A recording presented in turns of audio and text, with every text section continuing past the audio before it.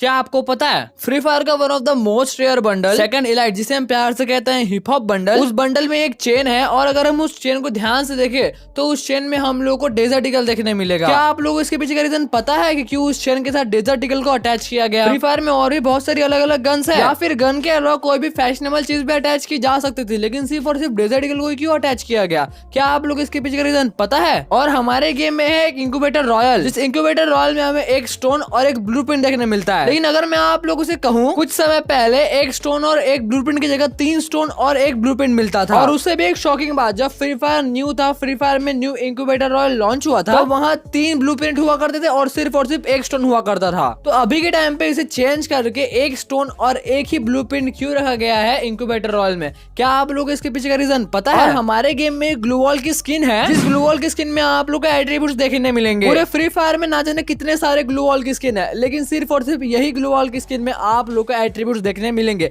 तो क्या आप लोगों ने कभी सोचा है कि सिर्फ इसी ग्लू वॉल में एट्रीब्यूट्स क्यों दिए गए हैं? अगर आप लोगों को नहीं पता तो आज का वीडियो स्पेशली आप लोगों के लिए है। तो आज की वीडियो हम लोग ऐसे कमाल के और इंटरेस्टिंग फैक्ट्स के बारे में जानेंगे, जिन फैक्ट्स को सुन के आपका रिएक्शन इस बच्चे की तरह होगा। तो इस वीडियो को जरूर से पूरा एंड तक देखना भाई लोग। एंड अगर आप लोग हमारे चैनल पे नए हो भाई लोग तो चैनल को प्लीज सब्सक्राइब करके बाजू में बेल नोटिफिकेशन बेल है उस ऑल पे जरूर सेट कर देना, क्योंकि हम लोग फ्री फायर से रिलेटेड ऐसे इंटरेस्टिंग वीडियो इस चैनल पे लाते रहते हैं। तो सब्सक्राइब जरूर से कर लेना भाई। फैक्ट नंबर 7, आप लोगों को बैकग्राउंड में एक बंडल देखने मिल रहा होगा। इस बंडल का नाम है साइबर बनी बंडल, जो कि हमारे गेम में जस्ट अभी अभी आया था, आज से कुछ 4-5 दिन पहले। इस बंडल में 2 खास बात है जो कि बाकी बंडल्स में नहीं है। पूरे फ्री फायर गेम में ऐसा कोई बंडल नहीं है जो कि साइबर बनी बंडल की तरह है। सबसे पहले जो डिफरेंट थिंग है इस बंडल में वो है ये बंडल रिफ्लेक्ट करता है। अगर आप लोग को रिफ्लेक्ट का मतलब नहीं पता तो मैं आप लोग को आसान भाषा में समझा देता हूँ। सपोज कोई लाइट आ रहा है उस चीज के ऊपर एंड वो लाइट उस चीज के ऊपर क्लियरली विजिबल है, उसे कहते हैं हम रिफ्लेक्शन। तो मैंने आपको आसान भाषा में समझाने की कोशिश की है कि रिफ्लेक्ट मतलब क्या होता है।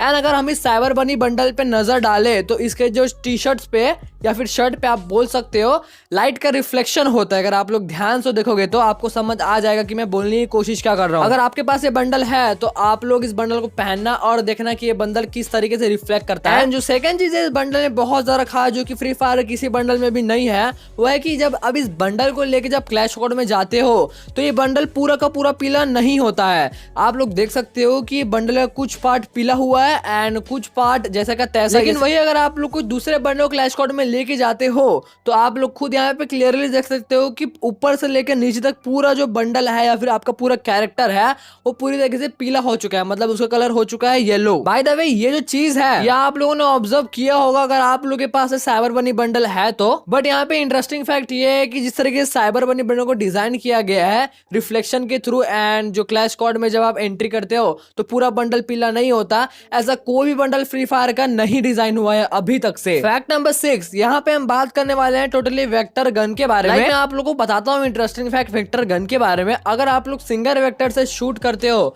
तो आप लोगों को रेंज ज्यादा देखने मिलेगा, सिंगल वेक्टर की बात कर रहा हूँ। लेकिन अगर वहीं आप उसी रेंज से डबल वेक्टर से शूट करते हो तो आप लोगों का जो रेंज है ऑटोमेटिकली माइनस हो जाएगा एंड जैसे ही आपका रेंज माइनस होगा उसी तरीके से आपका डैमेज ही माइनस हो जाएगा। आप लोग मुझे ये बात कमेंट में जरूर से बताना कि आप लोगों ने कभी ये चीज नोटिस किया था। अब आप लोग सोच रहे हो कि भाई ऐसा क्यों किया गया ने, वेक्टर के इतनी दुश्मनी क्यों है? दोनों वेक्टर तो है ही ना सेम वेक्टर, अगर हम लोग सिंगल से शूट करेंगे या फिर डबल से शूट करें क्या फर्क पड़ता है? बट फिर भी गरेना ने ऐसा चेंजेस क्यों किया डबल वेक्टर के साथ, मैं आप लोगों को बताता हूँ। आप लोगों में से बहुत सारे लोग ऐसे होंगे जो कि डबल वेक्टर को हेट करते होंगे। डबल वेक्टर जैसे ही आता है सबका सत्यानाश हो जाता होगा मूड का, क्योंकि उस डबल वेक्टर का डैमेज ही बहुत ही ज्यादा है। आप लोग खुद इमेजिन करो जिस तरीके का सिंगल वेक्टर का रेंज है, अगर उतना ही रेंज डबल वेक्टर का भी होता तो आप लोग खुद इमेजिन कर सकते हो कि ये गेम कितना ज्यादा अनबैलेंस हो जाता। गेम अनबैलेंस ना हो, गेम बैलेंस्ड रहे, इसलिए गरेना ने ऐसे चेंजेस कर रखे हैं। बट इतने सारे चेंजेस के बाद भी लोगों को लगता है कि डबल वेक्टर एक वन साइडेड गन है। फैक्ट नंबर 5, आप लोगों ने कभी न कभी ये सोचा ही होगा कि जो हमारा इंडियन सर्वर है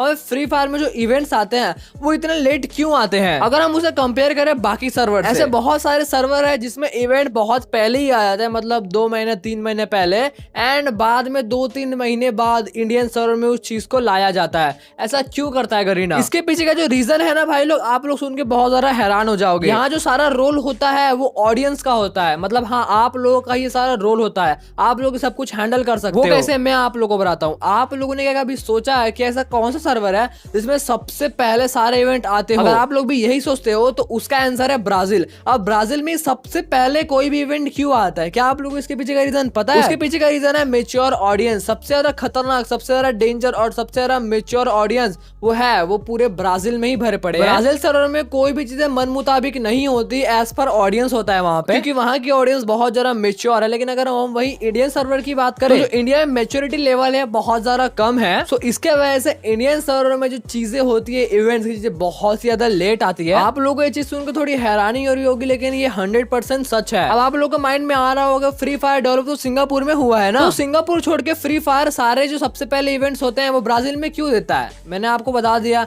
ये सब होता है ऑडियंस का कमाल। अगर आपको वीडियो पसंद आ रहा है तो वीडियो को लाइक जरूर करना और चैनल पे सब्सक्राइब भी कर लेना, क्योंकि आपको हमारे चैनल पे फ्री फायर से रिलेटेड ऐसे इंटरेस्टिंग वीडियोस मिलते रहेगी। फैक्ट नंबर 4, क्या आप लोगों ने कभी सोचा है कि इतने सारे यूट्यूबर है यूट्यूब पे फ्री फायर से रिलेटेड कंटेंट बनाते हैं, तो इन सब में सबसे पहला यूट्यूबर कौन था गरीना फ्री फायर का? अगर आप लोग सोच रहे हो कि डीएस पेड्रो है सबसे पहला यूट्यूबर गरीना फ्री फायर का, तो आप लोग गलत हो। डीएस पेड्रो सबसे पहला ग्लोबल प्लेयर है गरीना फ्री फायर का। सबसे पहला यूट्यूबर गरीना फ्री फायर का वो है एंड्रॉइड गेम एडिक्ट्स, जो कि फ्री फायर का सबसे पहला यूट्यूबर है। एंड जो सेकंड नंबर पे यूट्यूबर आता है उसका नाम है स्टार बॉय वी, जो कि फ्री फायर का दूसरा यूट्यूबर है। एंड तीसरे नंबर पे आता हुआ रैंडी रेंजर्स, जो कि फ्री फायर का थर्ड यूट्यूबर है। फैक्ट नंबर 3, आप लोग बैकग्राउंड में इंक्यूबेटर ऑयल देख सकते हो। इस इंक्यूबेटर ऑयल में आप लोग कितने ब्लूप्रिंट देखने मिल जाते हैं? 3 ब्लूप्रिंट्स।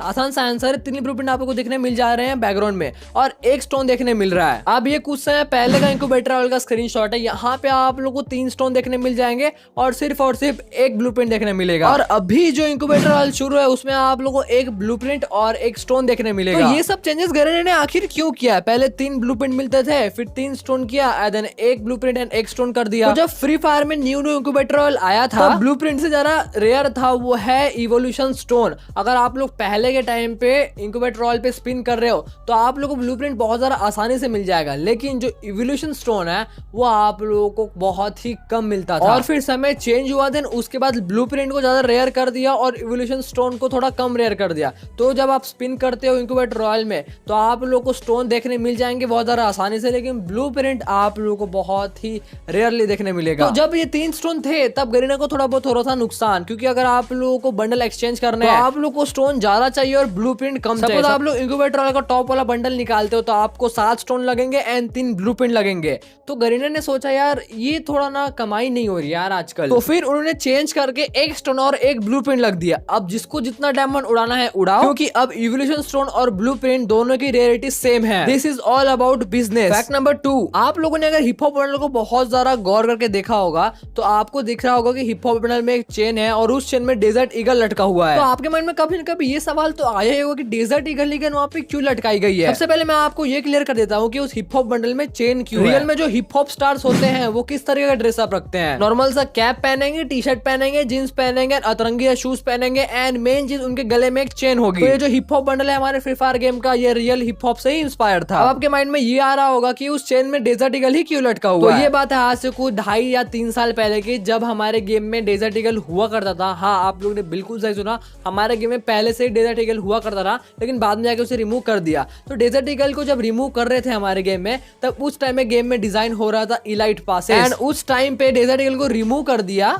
एंड फिर वहां पे गरीना ने सोचा कि क्यों ना जिस गन को रिमूव किया है उसे एक निशानी की तरह रखा जाए। गरीना को ये नहीं पता था कि ये गेम आगे जाके इतना सक्सेसफुल हो जाएगा, एंड उनको ये भी नहीं पता था कि आगे जाके डेजर्ट ईगल वापस रिटर्न आएगा। तो इसलिए निशानी के नाम पे हिप हॉप बंडल पे एक डेजर्ट ईगल को चेन बना के गले पे लटका दिया। ये एक फैक्ट हो गया। एंड एक और फैक्ट ये है कि वहां पे 3 ऑप्शन थे गरीना के पास। सबसे पहला यूएसपी, एंड दूसरा था डेजर्ट ईगल, एंड तीसरा था M500। जो M500 है अगर वहां पे चेन में लटका हुआ होता और कितना बेकार दिखता आप लोगों को बताने की जरूरत नहीं है। एंड यूएसपी भी उतना अच्छा खासा सूट नहीं कर रहा था, लेकिन डेजर्ट ईगल बहुत अच्छा सूट कर रहा था हिप हॉप के चेन के साथ, सो इसलिए डेजर्ट ईगल को वहां पे अटैच कर दिया। फैक्ट नंबर 1, हमारे गेम में एक ग्लू वॉल की स्किन है, जिस ग्लू वॉल की स्किन में आप लोगों को एट्रीब्यूट देखने मिल जाएंगे, और उस ग्लू वॉल की स्किन का नाम है हैलोवीन ग्लू वॉल। और ये एक इकलौता ग्लू वॉल की स्किन है जिसमें आप लोगों को एट्रीब्यूट देखने मिलते हैं। तो क्या आप लोगों ने कभी सोचा है कि इस ग्लू वॉल में एट्रीब्यूट क्यों है? या फिर आपके माइंड में ये सवाल तो आया ही होगा कि फ्री फायर ने सिर्फ एक ही ग्लू वॉल पे एट्रीब्यूट क्यों दिया और इतने सारे ग्लू वॉल के स्किन आ रहे हैं, उसमें एट्रीब्यूट्स क्यों नहीं है। तो देखो ये बात आज से कुछ 2.5 साल पहले की, जब हमारे गेम में गन्स में एट्रीब्यूट लॉन्च किए जा रहे थे। हाँ, पहले हमारे गेम में जो गन्स में एट्रीब्यूट्स नहीं होते थे, लेकिन उसके बाद किसी ने डिसाइड किया कि हमारे गन्स में एट्रीब्यूट्स होने चाहिए।